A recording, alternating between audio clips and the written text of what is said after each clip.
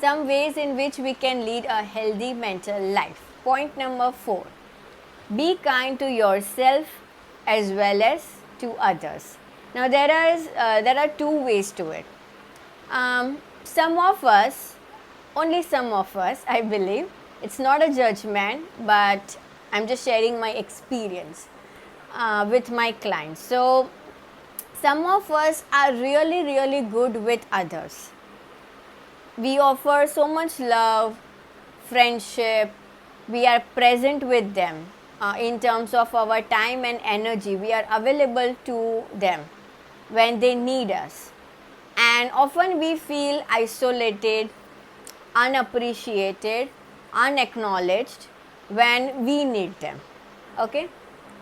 So the first point is that many of us are just kinder to others, but when it comes to our own selves, we tend to be very negative, critical, and not at all compassionate. So here we need to draw a boundary, as in the same advice and love and friendship we are offering to our friends, to other people, that same attitude and approach we need to shift to ourselves as well when we are struggling with something. Okay, that is point number 1. And the second point, if you are someone who is just focusing on yourself, then you need to put a line there and find ways in which you could be kind to others. Very simple, with your words and actions. Now do not be sarcastic here, because many times people use these jokes and sarcasm to humiliate someone, to disrespect someone, but they name it or they put it in such a, it is not at all creative. I mean, it's a very cheap way to humiliate and disrespect someone. Of course, if you are in a company of your own friends and wherein it is acceptable to each one, means every person in the group is playing a similar role, is like-minded and shares a similar type of friendship or relationship, then it makes sense. But I am referring to other types of situations, other types of relationships wherein you are not even a friend but you just happen to be around them, like at the workplace with your colleagues. It could also be in the company of your friends. So you see where you are in that relationship, but it's a very negative and cheap way when you use jokes and sarcasm to humiliate and disrespect someone, showing your superiority in the process. Psychologically speaking, that's one of the example of how inferior you are feeling of that person or whatever that person is doing. That's the psychological understanding. So if you are someone who is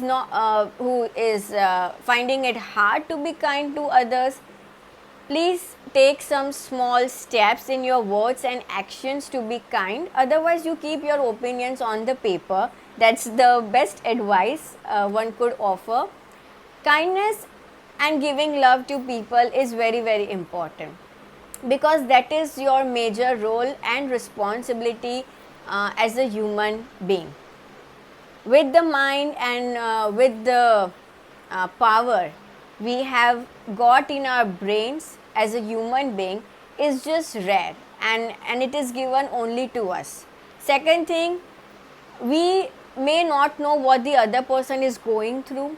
We may not know how the other person is going to take it, and we may not know about the consequences at all.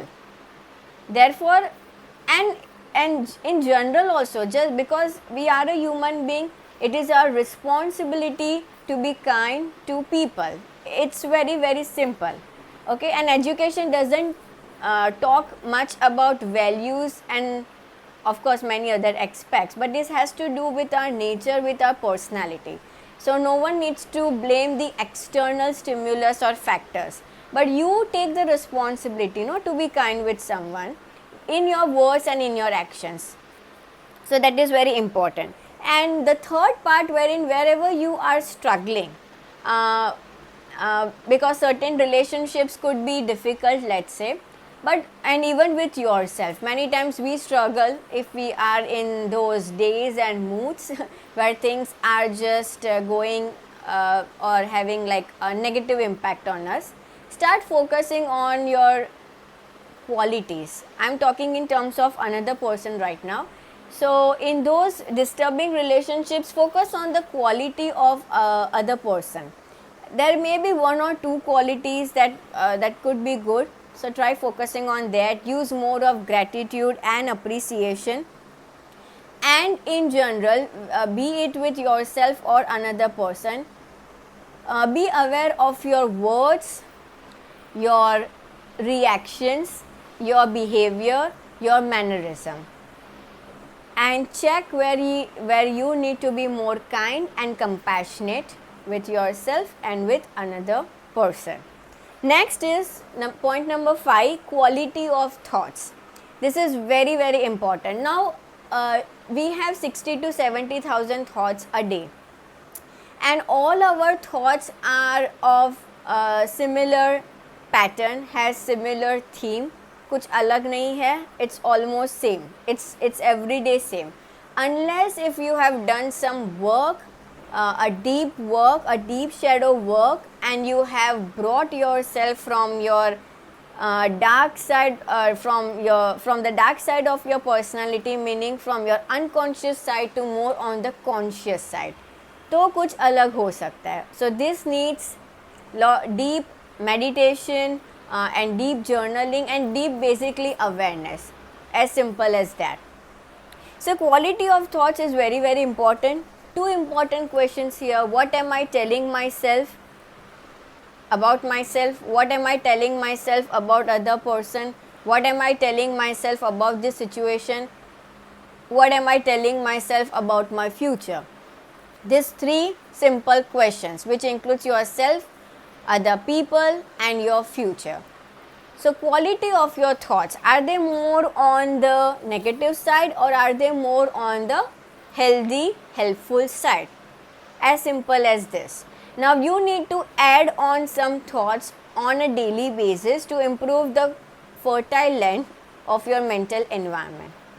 Just like we need to change the soil of plants, just like we need to water them, even there are some plants who needs water once in a while, like once in a week, but they still need some change, right?